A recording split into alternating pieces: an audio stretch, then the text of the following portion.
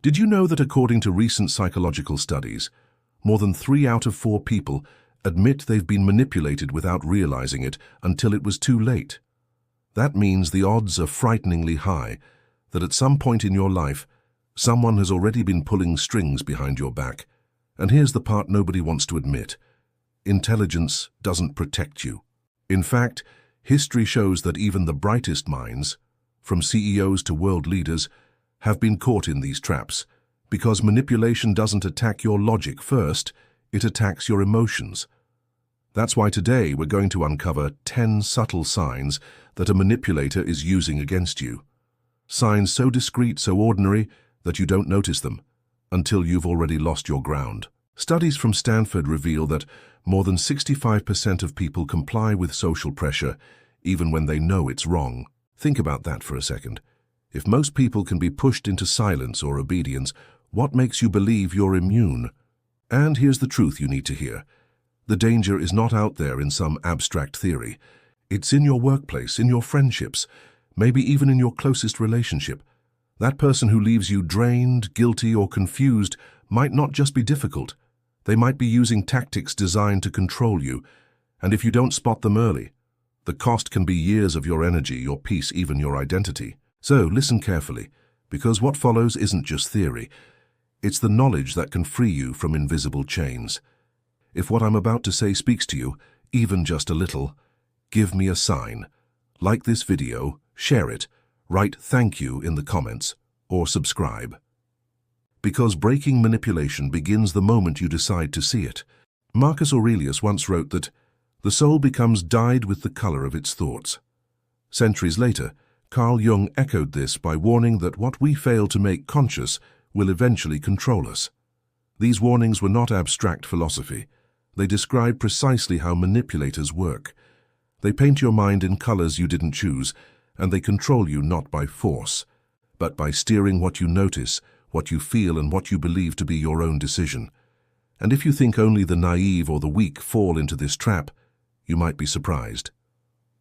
Studies from Stanford University show that more than 65% of people will comply with subtle social pressure, even when they know it's wrong. Intelligence, education, or confidence does not immunize you. History proves it. Even Freud admitted that the unconscious can be swayed by external suggestion far more than reason likes to admit. So how do manipulators succeed? The answer begins with something uncomfortable. They don't break into your fortress, they make you open the gates yourself. Seneca observed that no one is more easily deceived than he who thinks he is wise. Manipulators rely on that exact blind spot. You believe you're in control, but in truth, control has already been ceded. Neuroscience backs this up. MRI studies reveal that when someone appeals to our emotions, the rational parts of the brain, particularly the prefrontal cortex, decrease activity while the limbic system lights up. In other words, the moment you feel flattered, shamed, or made guilty, your defenses go down without you realizing it. Perhaps you've experienced this yourself. That colleague who constantly praises you just before asking for a favor. The friend who tells a heartbreaking story so you feel guilty saying no. The partner who alternates affection with silence until you're desperate to win their attention back. These are not accidents.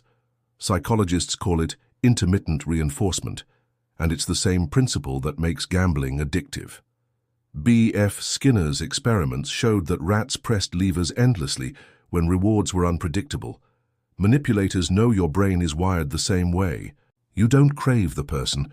You crave the possibility of the next reward, the next smile, the next drop of approval. But here is where it gets even darker. Manipulators construct what some scholars call a theater of reality. They don't simply influence one choice. They shape the entire stage on which your choices occur.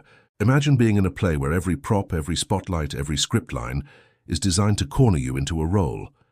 That's why so many people, even the strongest personalities, later look back and ask, how did I not see it? Because inside the theater, the curtains hide the truth. The German philosopher Nietzsche warned that whoever fights monsters should see to it that he does not become a monster. Manipulators reverse that wisdom. They convince you that resisting them makes you the problem, that doubting them makes you ungrateful, that leaving them makes you disloyal. Suddenly you play the villain in their narrative. Real numbers underline this. In surveys on workplace bullying, over 75% of targets said they stayed silent because they feared they would be seen as overreacting. Silence is exactly what manipulators count on. They thrive in the shadows of doubt, shame, and self-questioning. And when you doubt yourself, you surrender power piece by piece without realizing it. So why does this matter to you right now? Because chances are you've been inside such a theater before, or maybe you are sitting in one at this very moment. Maybe you wonder why you keep saying yes when your heart screams no. Maybe you've noticed that around a certain person you feel drained, guilty, or constantly second-guessing yourself. These are not random feelings. They are the fingerprints of manipulation. And understanding this hidden stage is your first weapon. But awareness alone isn't enough. Knowledge must be paired with tools. Stoicism gives us one. Epictetus taught that we cannot be harmed by another's words, only by our judgment of them. Psychology adds another, cognitive reframing, which forces the brain to reinterpret emotional triggers in a new light. Neuroscience adds yet another, slowing down your response time by even 3 seconds gives your rational brain a chance to re-engage before the emotional hijack completes. 3 seconds can mean the difference between freedom and being pulled deeper into the play. When you realize manipulation is not a battle of strength, but of awareness, something shifts. The manipulator's power is not that they are stronger than you, it's that they remain unseen. Shine light on the stage, and the play collapses. And once you see it, you cannot unsee it. Sigmund Freud once said that people are more moral than they think, and far more immoral than they can imagine. Carl Jung took it further, arguing that every person carries a shadow self, hidden impulses, fears, and vulnerabilities that can be used against us if we refuse to confront them. Manipulators thrive in that shadow. They don't overpower you with force. They simply step into the gaps you never explored within yourself. That's why even brilliant leaders, thinkers, and professionals can find themselves entangled in the grip of someone who seems, on the surface, ordinary. Psychologists have mapped these patterns for decades. Robert Cialdini's groundbreaking research on influence identified 6 principles of persuasion, from reciprocity to social proof. What manipulators do is twist these principles into weapons. Reciprocity becomes guilt-tripping. Look what I did for you, now you owe me. Social proof becomes isolation. Everyone else agrees with me, why don't you? Authority becomes intimidation.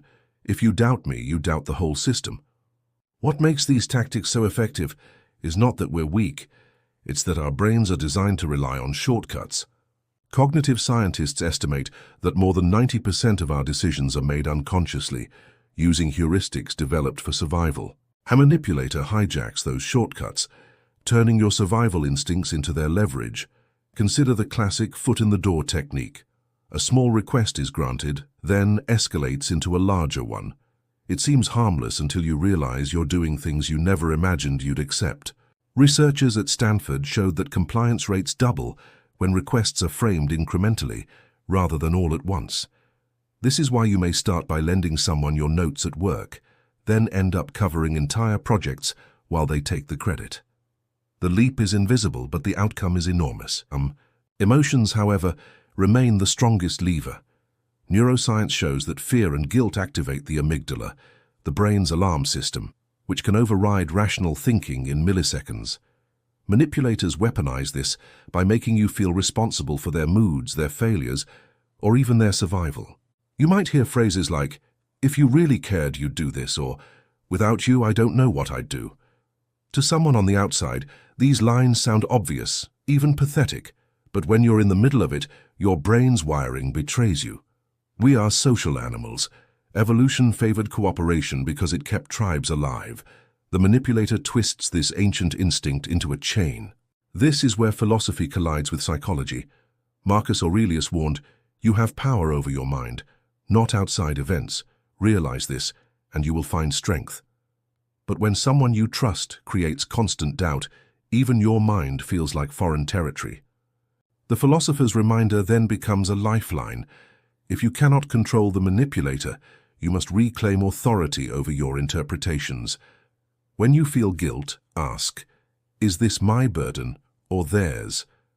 When you feel fear, Ask, is this an actual threat or just an imagined consequence planted by them?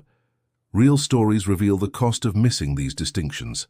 In corporate scandals like Enron, intelligent professionals followed leaders into disaster, not because they were foolish, but because they were manipulated by authority, fear of exclusion, and loyalty to the group. Whistleblowers later admitted they saw red flags, but silenced themselves, convinced they were overreacting. This mirrors countless toxic relationships, where victims confess, "I knew something was wrong, but I couldn't trust myself." That's the psychology of control. It breaks your trust in your own perception. And once that trust is gone, the manipulator doesn't even need to push. You'll hold the chains yourself. So what can be done when the human brain is so vulnerable to these tactics? Psychology offers answers. Cognitive behavioral therapy trains individuals to identify thought distortions and replace them with evidence-based reasoning. Neuroscience shows that journaling about your experiences reduces activity in the amygdala, calming emotional responses and giving logic space to re-enter. Stoicism teaches daily reflection, what Seneca called the examination of conscience, a practice that builds immunity to manipulation because you spot inconsistencies faster.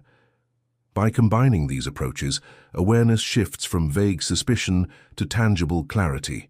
You must understand, being manipulated is not proof of weakness. It is proof of being human. But staying manipulated is a choice once awareness enters the picture.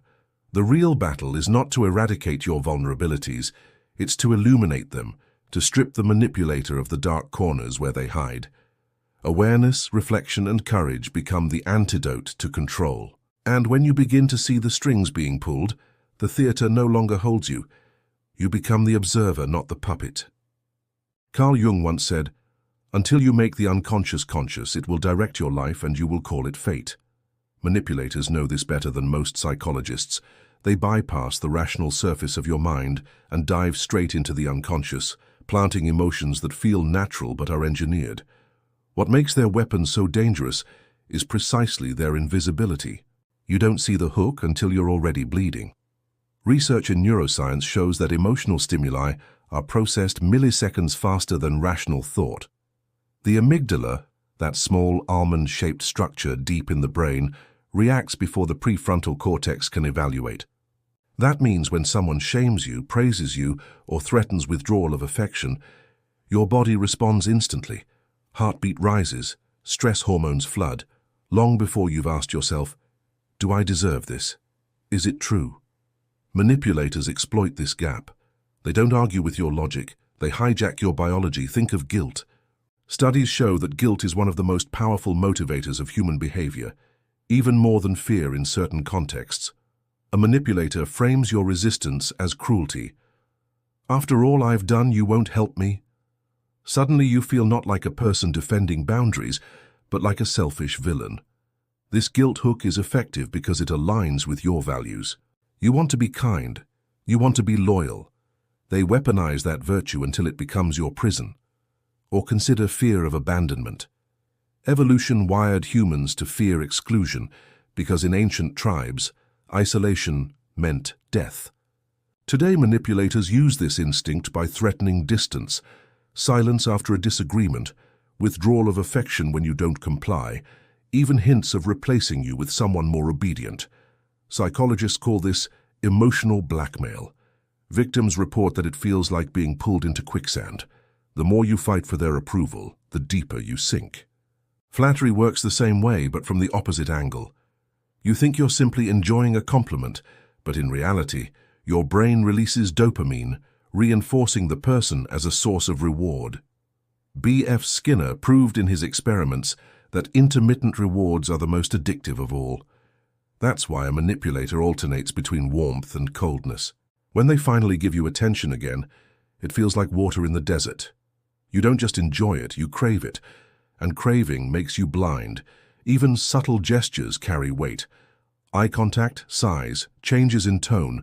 These microsignals create emotional hooks without a single word spoken. Studies in microexpressions, pioneered by Paul Ekman, show that humans unconsciously mirror emotions. If someone projects disappointment, your brain feels responsible even when you've done nothing wrong. The manipulator counts on this automatic empathy. You absorb their disappointment and rush to fix it, never noticing that they never fix yours. What's worse, emotional hooks often overlap. Guilt, fear, flattery, shame. They weave together into a net so tight that escape feels impossible. Victims often say, "I felt trapped, but I couldn't explain why." That inability to explain is the sign of an emotional hijack. Logic demands clarity, but emotion clouds the stage. You can't explain it because the manipulator doesn't want you to explain. They want you to react. So how do you break free from these hooks? Psychology and philosophy converge here. Epictetus reminded us, it is not things themselves that disturb us, but our judgments about them. This doesn't mean guilt, fear, or flattery are illusions. They are real feelings. But the manipulator's victory lies in making you accept their interpretation. Cognitive science proves that naming an emotion, literally saying, "I feel guilt right now," reduces its intensity in the brain. This technique, called affect labeling, reactivates the rational cortex. By naming the hook, you blunt its sharpness. Another tool is pattern recognition. If affection always follows compliance, you must question whether it's love or conditioning. If guilt only arises around one person, maybe the guilt belongs to them, not you. Marcus Aurelius advised constant self-examination, not to indulge in self-doubt, but to sharpen perception. Journaling daily interactions allows you to see the cycles you miss in real time. The truth is that emotional hooks will always exist because they target universal human wiring, but awareness transforms them from invisible strings into visible ropes. And once you see the ropes, you can decide whether to let them pull or to cut them loose. A manipulator's greatest weapon is not the hook itself, but your blindness to it. Awareness makes the unconscious conscious. And once you see, as Jung warned, fate no longer controls you. You control it. Sigmund Freud once said that repetition is the way the unconscious speaks. We repeat patterns not because they're good for us, but because they're familiar. This is why manipulators so often slip past our defenses. They don't look foreign. They feel like home. And what feels like home we rarely question. Carl Jung explained this with brutal clarity. Until you make the unconscious conscious, it will direct your life and you will call it fate. That sense of fate, the idea that this is just how relationships work, is exactly the blindfold that allows manipulation to thrive unnoticed. Think about the subtle signs you might already be living with. You feel drained after conversations, but you call it normal stress. You notice that apologies never come, but you excuse it as personality. You hesitate before speaking, but you rationalize it as keeping the peace. Each of these is not a minor detail, it's a signal. A study by the American Psychological Association found that individuals in manipulative dynamics report a 30% higher baseline of stress hormones, even when nothing dramatic is happening. That constant fatigue, that quiet anxiety you carry, those are not random. They are the physiological footprints of control. One of the most deceptive signs is gaslighting, though many dismiss it because the word has become cliché. Yet neuroscience shows its impact is real. Repeated exposure to false information rewires memory networks, creating false recall. In plain terms, if someone keeps insisting your memory is wrong, your brain eventually adjusts, even against your own lived experience.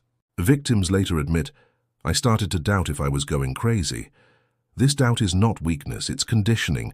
The manipulator knows that if they shake your trust in reality, they can insert their own version. And once you accept their version once, the rest comes easier. Another subtle sign is the shifting of responsibility. You bring up a concern, and suddenly the spotlight is on you, your tone, your timing, your alleged lack of understanding. This is what psychologists call projection. Instead of addressing your need, they flip the script so you end up defending yourself. The conversation becomes less about the issue and more about why you dared to raise it. Over time, you learn the silent lesson. It's safer not to raise concerns at all. Seneca once warned that slavery resides in the mind of the one who submits. When you submit to silence, the chains are already forged. There's also the erosion of joy. People think manipulation is always about anger, but often it's about subtle deprivation. That hobby you once loved? Now it's mocked or belittled. That friend who gave you strength? Suddenly you're made to feel guilty for spending time with them. Social isolation is one of the oldest tactics of control, and research shows that loneliness increases compliance because the brain craves belonging. Manipulators exploit this hunger by making themselves the only source of approval left. When your world shrinks, they grow larger inside it. Familiarity is the most dangerous cloak of all. Many who escape manipulation later confess, "It felt just like my childhood." If a child grew up around criticism, guilt, or unpredictable affection, the adult version of these dynamics won't raise alarms. It will feel like love. Freud called this the repetition compulsion, the unconscious drive to replay unresolved wounds. And manipulators often intuitively sense this. They don't need to study psychology. They read your reactions, test your boundaries, and adapt until they find the exact script that resonates with your history. So how do you begin to notice the signs when they are woven into the fabric of your daily life? The first step is to measure energy, not words. If after every interaction you feel smaller, less certain, more ashamed, you are not in a healthy exchange. Philosophy gives us another lens. Marcus Aurelius wrote that the measure of a relationship is whether it elevates your soul or corrupts it. Ask yourself, does this person expand my strength or shrink it? The answer is rarely vague if you dare to face it honestly. The second step is to disrupt the familiarity. Journaling, therapy, or even speaking aloud what you experience to a trusted friend breaks the cycle of silent repetition. Neuroscience shows that externalizing your thoughts moves them from the amygdala into the prefrontal cortex, reducing their emotional grip. This simple act, speaking truth into the open, exposes the subtle signs that felt invisible. Suddenly, you hear how abnormal the normal has become. The final recognition is this: what feels familiar is not always what is right. The Stoics insisted that clarity is painful but liberating. To see clearly means to admit that love shouldn't drain you, loyalty shouldn't silence you, and connection shouldn't make you doubt your sanity. The familiarity you cling to may be the very evidence that manipulation has taken root. And when you finally dare to see it, you open the door to something radically unfamiliar: freedom. Marcus Aurelius once noted, "You have power over your mind, not outside events. Realize this and you will find strength." For centuries, this has been misinterpreted as passive acceptance, but in truth, it is a call to arms. Manipulation thrives only when we surrender the inner territory of our own perception. To reclaim power, we must learn to fight not with rage, but with clarity. And clarity comes from tools, practical, repeatable, proven methods that allow you to break cycles so old they feel like destiny. The first tool is awareness. It sounds simple, yet it is the rarest. Studies in behavioral psychology show that naming an emotion reduces its grip by nearly 40%. Neuroscientists call this affect labeling. If you feel guilt, and say aloud, "This is guilt," the prefrontal cortex reactivates, giving you space to choose rather than react. Manipulators thrive in the milliseconds where emotion hijacks reason. Slowing down, sometimes by a breath, sometimes by writing down your feelings, forces logic back into the driver's seat. But awareness without boundary is a trap. You might see the manipulation clearly, yet still collapse under the pressure. This is where Stoic philosophy gives us steel. Epictetus taught that no man is free who is not master of himself. Boundaries are the external proof of inner mastery. Psychological studies confirm this. People who practice assertiveness training report a 50% decrease in perceived stress within 3 months. Boundaries are not selfish, they are survival.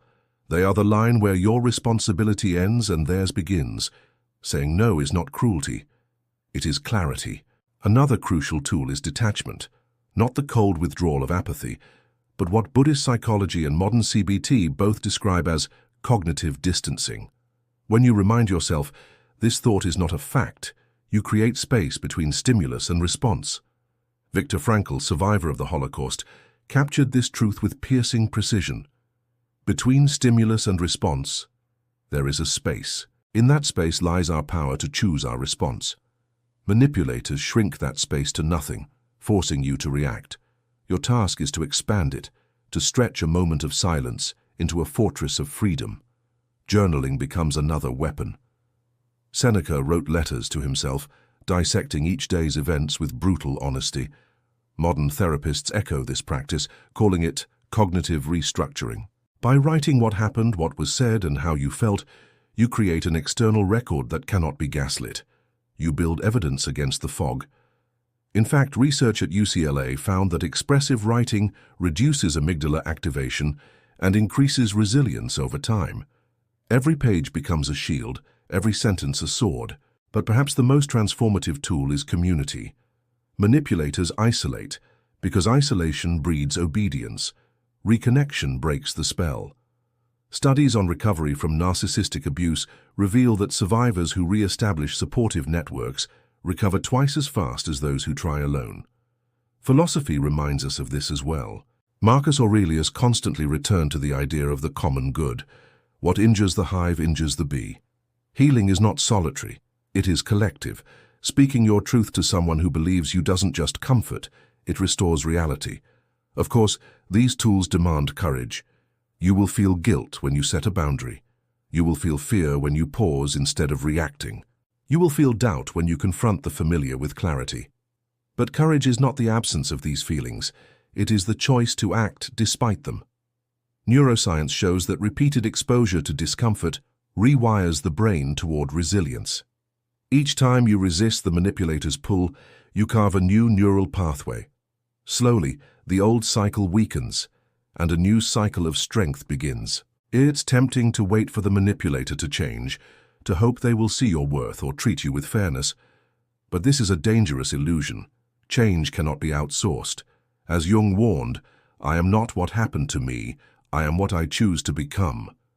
To break the cycle is to choose differently, to replace reaction with reflection, compliance with courage, silence with voice. The manipulator may never change, but once you do, their power dissolves. Reclaiming power does not mean shouting louder or fighting dirtier. It means becoming immune to the very levers they pull. It means seeing guilt and recognizing it as a hook. It means noticing silence and choosing not to chase. It means hearing flattery and enjoying it without dependence. The cycle only continues if you keep dancing the same steps. When you step aside, the manipulator falls into their own emptiness. Breaking the cycle is not an abstract idea. It is a daily practice, an examined thought, a spoken boundary, a written truth, a trusted friend. And each act builds upon the last until one day you realize something extraordinary. You are no longer trapped inside their theater. You are standing outside, free, watching the curtain fall. Carl Jung believed that the privilege of a lifetime is to become who you truly are. Yet few experiences test that privilege more than surviving manipulation. The scars left behind are not just emotional, they are existential. You question your memory, your worth, even your sanity. And yet history and philosophy agree. It is precisely in these moments of fracture that transformation becomes possible. Marcus Aurelius endured betrayal, loss, and constant political intrigue. Yet he wrote that the impediment to action advances action. What stands in the way becomes the way. Pain, when faced with awareness, is no longer only a wound.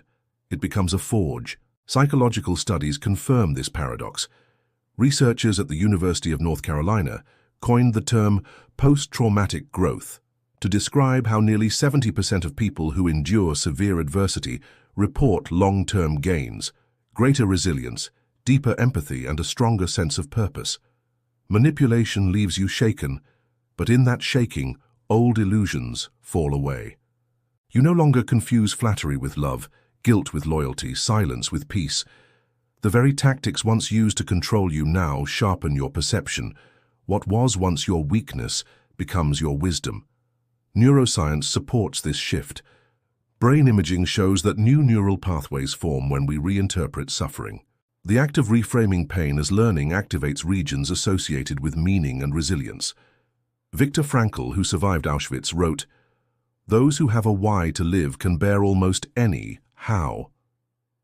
When you assign meaning to the pain, when you see it not as the end of your freedom but as the beginning of self-knowledge, you step into a power no manipulator can touch. This transformation is not immediate. At first, awareness feels like acid. It burns, it reveals, it stings. You notice every subtle sign you once ignored, and the temptation to drown in regret is overwhelming. But philosophy offers comfort here. Seneca reminded us that no man was ever wise by chance. Wisdom requires wounds. The pain you feel is not wasted. It is the tuition for a clarity that will serve you for the rest of your life. Real-world testimonies show this vividly. Survivors of toxic relationships often report that once they healed, they developed what they call radar. They can sense manipulation in seconds, where before it took years. That radar is not paranoia, it is awareness turned into strength. Just as a muscle grows stronger after tearing and repair, the mind becomes sharper after exposure and healing. You begin to recognize the hooks, the silences, the subtle shifts of responsibility, not with fear, but with calm certainty. What once controlled you now becomes transparent. The transformation also extends outward. When you reclaim power, you model it for others. Children raised by survivors learn boundaries earlier.